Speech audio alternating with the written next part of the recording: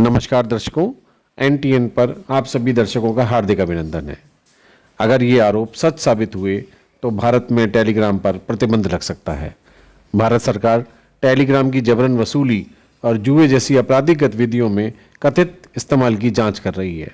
ये जांच फ्रांस में टेलीग्राम के सीईओ पावेल डुरोव की गिरफ्तारी के बाद शुरू की गई है। भारतीय अधिकारी विशेष रूप से यूजीसी नीट पेपर लीक जैसे मामलों में रुचि रखते हैं। अब टेलीग्राम पर प्रतिबंध जांच की नतीजों पर निर्भर करेगा। अब टेलीग्राम मैसेजिंग ऐप और भी मुश्किल में पड़ सकता है।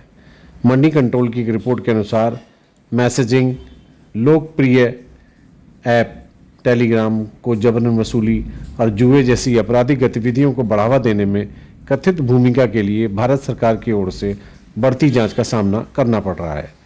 खबर है कि भारत सरकार ने इस प्लेटफॉर्म की जांच शुरू कर दी है, जिसके निष्कर्षों के आधार पर इस ऐप पर प्रतिबंध लगेगा या नहीं, ये निर्भर करेगा। हमें यकीन है कि आप पोर्नोग्राफी, मादक पदार्थों की तस्करी, धन शोधन के आरोप सिद्ध होने पर टेलीग्राम पर प्रतिबंध का समर्थन करेंगे। रिपोर्ट के अनुसार सरकार टेलीग्राम की आपराधिक गतिविधियों में इसके कथित दुरुपयोग की जांच कर रही है। एक सरकारी अधिकारी ने कहा है कि जांच के निष्कर्षों के आधार पर मैसेजिंग ऐप पर प्रतिबंध भी लगाया जा सकता है। यह टेलीग्राम के सीईओ पावेल डुरोव को फ्रांस में गिरफ्तार किए जाने के ठीक एक दिन बाद हुआ है।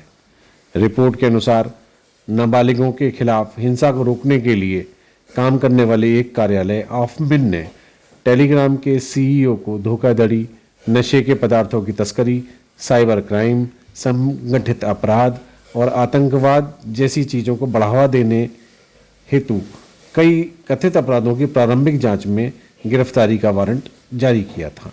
फ्रांसीसी अधिकारियों ने टेलीग्राम ऐप की आपराधिक गतिविधियों को रोकने में इसकी कथित विफलता के बारे में चिंता व्यक्त की है। भारत सरकार की जांच गृह मंत्रालय और इलेक्ट्रॉनिक्स और सूचना प्रौद्योगिकी मंत्रालय द्वारा की जा रही है। अधिकारी विशेष रूप से इस बात में रुचि रख रहे हैं कि टेलीग्राम का इस्तेमाल जबरन वसूली और जुए जैसी अवैध गतिविधियों के लिए किया गया है। हालांकि प्रतिबंध से इनकार नहीं किया जा सकता, लेकिन अंतिम निर्णय जांच के परिणाम पर निर्भर करेगा। यूजीसी नीट पेपर लीक में टेलीग्राम की भूमिका को पहले भी गलत सूचना फैलाने और अवैध गतिविधियों को बढ़ावा देने के लिए आलोचना का सामना करना पड़ा है।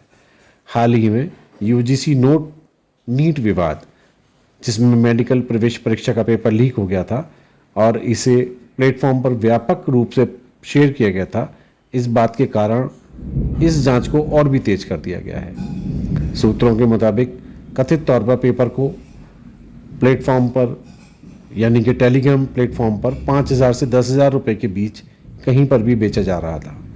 इन चुनौतियों का सामना करने के बावजूद टेलीग्राम ने यह सुनिश्चित किया है कि वह भारतीय कानूनों का अनुपालन करता है। कंपनी ने भारत में एक नोडल अधिकारी और एक अनुपालन अधिकारी को नियुक्त किया है।